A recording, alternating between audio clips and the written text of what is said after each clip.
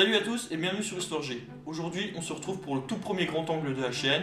On a beaucoup de choses à voir, alors c'est parti. L'Irak est un pays du Moyen-Orient situé entre la Turquie, la Syrie, la Jordanie, l'Arabie Saoudite, le Koweït et l'Iran. Le pays compte un peu plus de 39 millions d'habitants. Sa capitale, Bagdad, est l'une des plus grandes villes du Moyen-Orient avec plus de 13 millions d'habitants avec l'agglomération. Dans la nuit du 19 au 20 mars 2003, une série de bombardements est lancée sur Bagdad. C'est le début de l'opération Iraqi Freedom. Et on fait le point maintenant sur la situation à Bagdad. Nouveau bombardement ce soir et nouveau message de Saddam Hussein. Yann Fronti.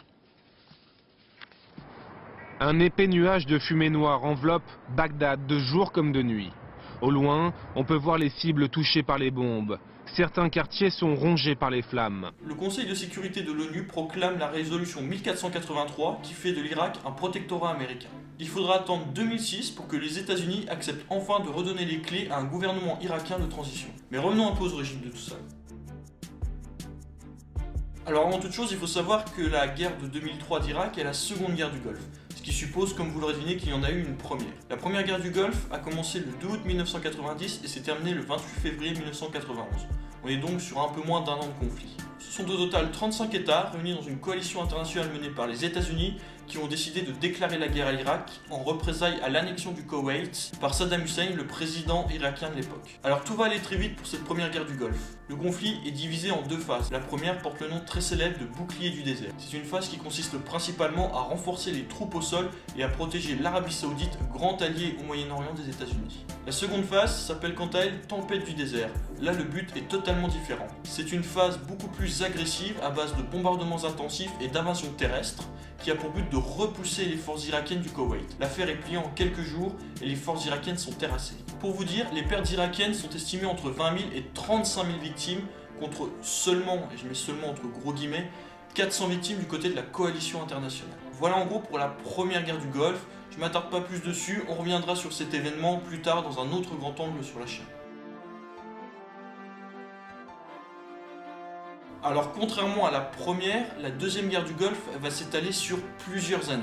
Comme je vous l'ai dit, elle se commence en 2003 et se termine en 2011. Officiellement, selon George W. Bush, le président américain de l'époque, elle s'est finie en mai 2003.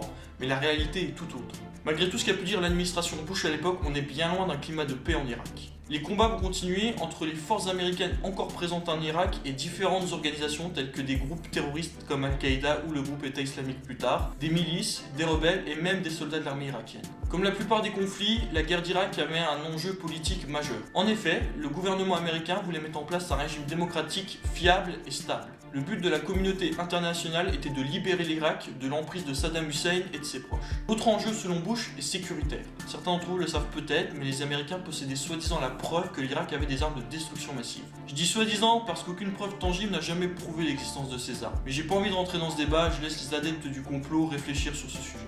Les États-Unis ont également invoqué la protection d'Israël pour justifier leur intervention. Selon l'administration Bush, Saddam Hussein représentait une réelle menace pour l'État hébreu, allié principal des États-Unis dans cette région du monde.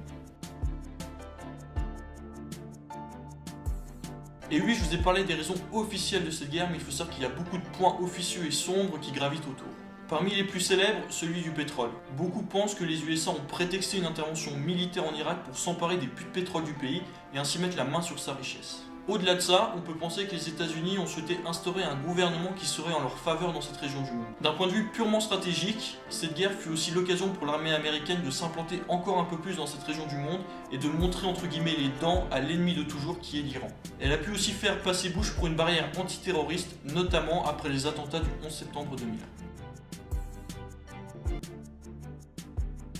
La première conséquence, et certainement la plus grande réussite pour la coalition internationale et les États-Unis, est la chute du régime de Saddam Hussein. Mais la chute du dictateur irakien n'a pas eu que du bon pour le pays. Certes, l'Irak a connu un gouvernement de transition ainsi que ses premières élections libres depuis 50 ans, mais depuis 2011 et le départ des derniers soldats américains présents sur le sol irakien, le pays n'a pas retrouvé une stabilité fiable et durable. Aujourd'hui encore, le pays est en proie aux instabilités de la région et la crise en Syrie n'arrange en rien les choses.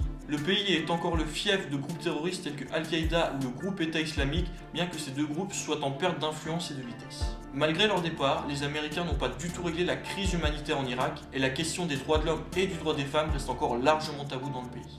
C'est la fin de ce grand angle, j'espère qu'il vous aura plu. Si c'est le cas, n'hésitez pas à aimer, partager la vidéo et à vous abonner à la chaîne. Et moi je vous dis à très vite pour une nouvelle vidéo. Salut!